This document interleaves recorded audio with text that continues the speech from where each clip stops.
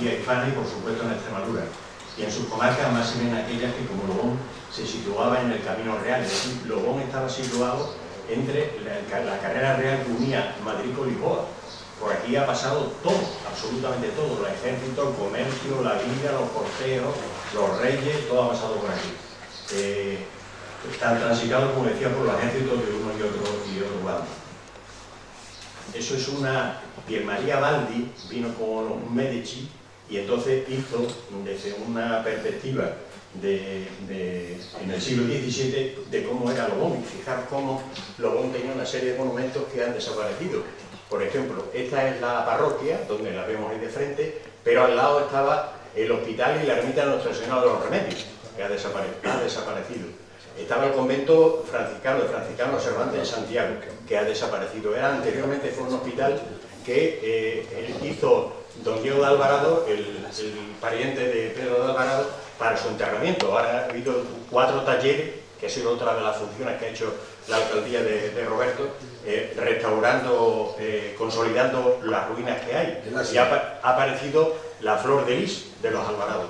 También el castillo, que es lo que decía antes de lo de las piedras. Bueno, pues una vista de cómo era Lobón en el siglo XVII. El enfrentamiento tuvo como antesala unos años contados por crisis de subsistencia que cercenaron el modus vivendi de nuestras comunidades rurales. En los primeros años del XIX trajeron plagas de langosta que obligaron a los labradores a roturar las tierras. La climatología fue una climatología adversa, sufriendo años de sequía y tal. La guerra no solo trajo pérdidas de vida, sino sobre todo pobreza. España fue mucho más pobre en 1814 de lo que era a comienzos de 1808. Bueno, el clásico cuadro de Goya del fusilamiento en Madrid. Se constituyeron a raíz del 2 de mayo, se constituyeron en la iglesia parroquial de esta villa, y estando su majestad, esto se repite en casi todos los pueblos, y en el caso concreto de Lobón, estando su majestad manifiesto, es decir, la custodia, se celebró misa solemne en acción de gracias, habiéndose cantado un Te Deum Laudamos, y enseguida por el reverendo padre Juan Testal, que era un franciscano que estaba en el convento, se predicó una plática amonestando a los vecinos tomar las armas para la defensa de la religión, nuestro soberano y la patria. Esta es la iglesia de Lobón, que ya había sufrido las secuelas del terremoto de Lisboa, fue cercenada durante 15 años, tuvo el templo cerrado, se estuvo haciendo las funciones religiosas en el convento, porque derribó las naves, tenía un retablo precioso de Luis de Morales y desapareció. Una lástima, porque hoy hubiera sido un patrimonio muy importante, con una pintura de mediados del siglo XVI. Es el interior. Bueno, para darle para atrás, Juan Pedro, para darle para atrás, es que me he quedado sin querer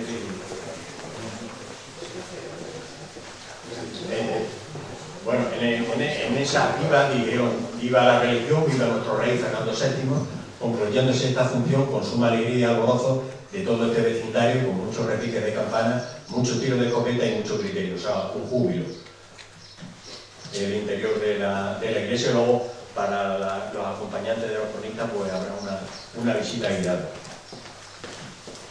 A medida que fue transcurriendo el conflicto bélico, fue dejando en los pueblos extremeños una grave secuela, que por todos conocido, ¿no?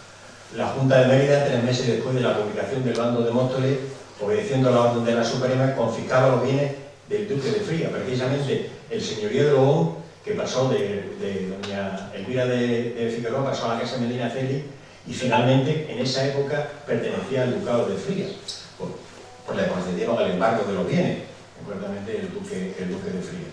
A comienzos del mes de noviembre pasaban por Lobón, por el cedente de Portugal, 5.980 hombres y 2.218 caballerías del ejército aliado inglés al mando del general Hunt, en dirección a Mérida, Trujillo y Talavera de la Reina, donde se incorporarían a los ejércitos de operaciones contra el enemigo común. Bueno, una lista de Lobón. Lobón, por su situación geográfica, lo que había dicho del Camino Real, esa es la vista desde el balcón de Extremadura con el río Guadiana. El río Guadiana, en la época de 1808, no tenía puente. El puente se inaugura en 1934, con lo cual, cuando había unas grandes avenidas de años de mucha lluvia, se cruzaba con una barca, y había veces, pues 3 o 4 meses, que aquí se recibía el correo. Montijo y Puebla recibían el correo en Lobón, Entonces se quedaban los monticanos, los pobres chinos, sin correos.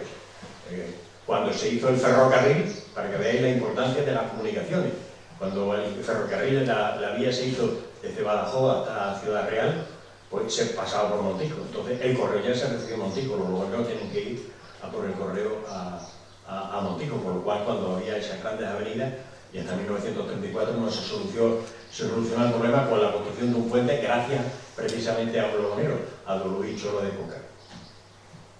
Una fotografía antigua de cómo se cruzaba el río Guadiana por Barca. Desde él se podía acceder a la comarca de Tierra de Barro, a Mendalejo, a través del camino en dirección hacia Solana y pasando el río Guadiana hasta Puebla y Montijo por el pasillo corredor, la Roca de la Sierra, Villa del Rey, Albuquerque, San Vicente y Valencia de Alcántara. Precisamente esto mismo, esta misma escena, se repite cuando la guerra con Portugal, 1640-1668.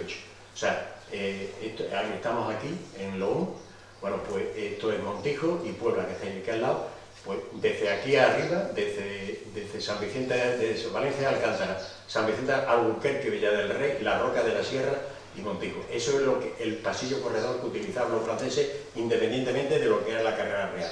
Pero esto se repite también. Fernando Cortés, precisamente, que trabajó mucho sobre la guerra de Portugal, describe cómo se quemó la Roca, cómo se quemó Montijo, cómo se quemó la Puebla y la famosa batalla de Montijo que se dio en el día del Corpus, precisamente, del 26 de mayo de 1644. Bueno, vamos a seguir.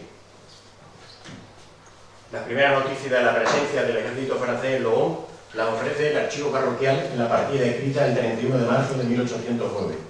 Al entrar lo pongo para que veáis las barbaridades que algunas veces se ha hecho cuando se investiga la historia. Al entrar los franceses en esta villa mataron a Francisco Martín Secador, casado con Francisca Zamora y Fernando Dorado, casado con Inés Dorado y Pitiega. Lo enterraron en el campo y ambos son del Montijo. Todo consta por voz común, pública y notoria. Ahí no dice nada que fueran guerrilleros. Vicente Navarro del Castillo escribe una historia de Montijo y dice que eran dos guerrilleros. Y el ayuntamiento de Montijo, póngase una calle a nombre de ellos. Y no tiene nada que ver que eran fuera guerrilleros. Los mataron y los enterraron en el campo. Para que veáis muchas veces la historia, y don Vicente Navarro era invidente y cometía muchísimos errores.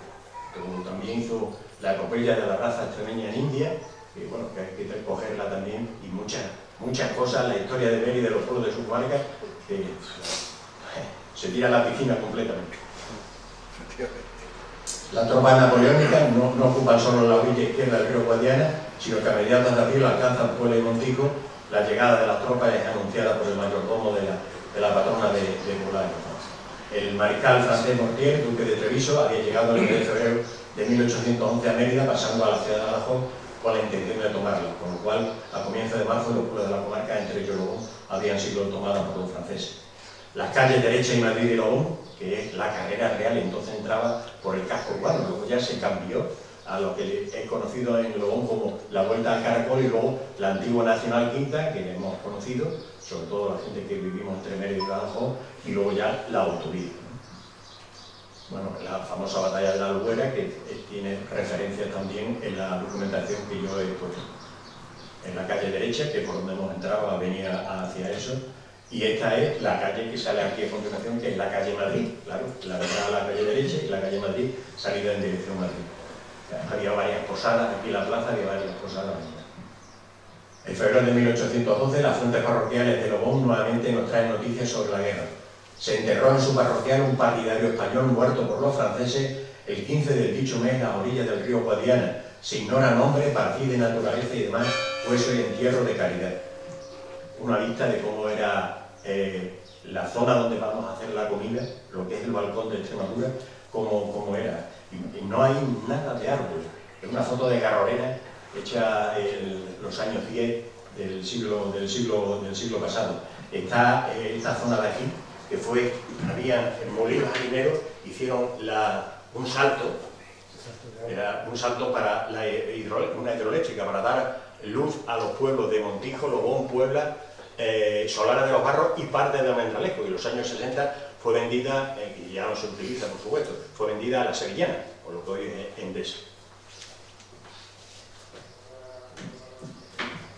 consistorio municipal, a finales de diciembre de 1812, se reúne para elegir un nuevo ayuntamiento. Se constituyó en esta sala habilitada en defecto de hallarse arruinadas las casas consistoriales. O sea, que esta casa consistorial, el solar, fue arruinado. Ahí, se me ha ido. ¿Dónde le doy? Aquí, para atrás. Es que hay una que es interesante. Ah, vale.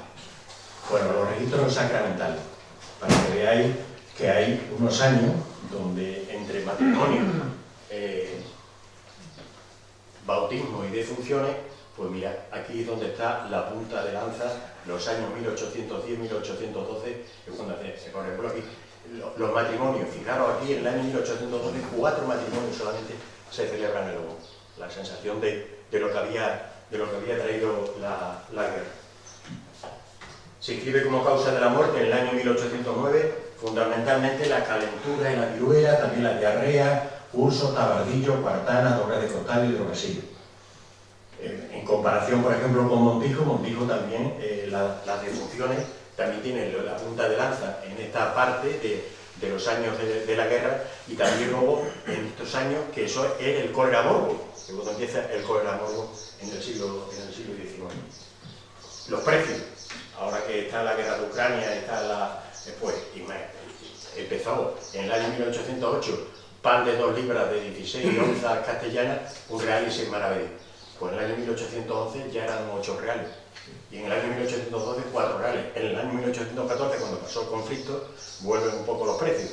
Lo que está ocurriendo ahora, o sea, una demostración de lo que fue el pasado proyectado hacia el presente. Las fuentes civiles, en este caso las municipales, refieren a la sesión celebrada el 20 de septiembre de 1817, en la que los señores capitulares de la villa, bajo la presidencia de los alcaldes, hicieron saber que el padre guardián del convento franciscano ve la imposibilidad del establecimiento de la escuela mediante hallarse el convento arruinado por los franceses y no tener piezas donde poder colocar a los niños. Es decir, el convento franciscano daba clase a los niños, pero había sido tal el derrote, el destrozo, era imposible. Aquí moró, porque había una escuela de arte en el convento, moró Fray Juan Reyes Ortiz de Tobar, el autor de los partidos triunfantes de la Victoria Tómula, que para la historiografía extremeña, como algunos errores que tiene, evidentemente, también es muy importante. Bueno, este es lo actual y nada, muchas gracias.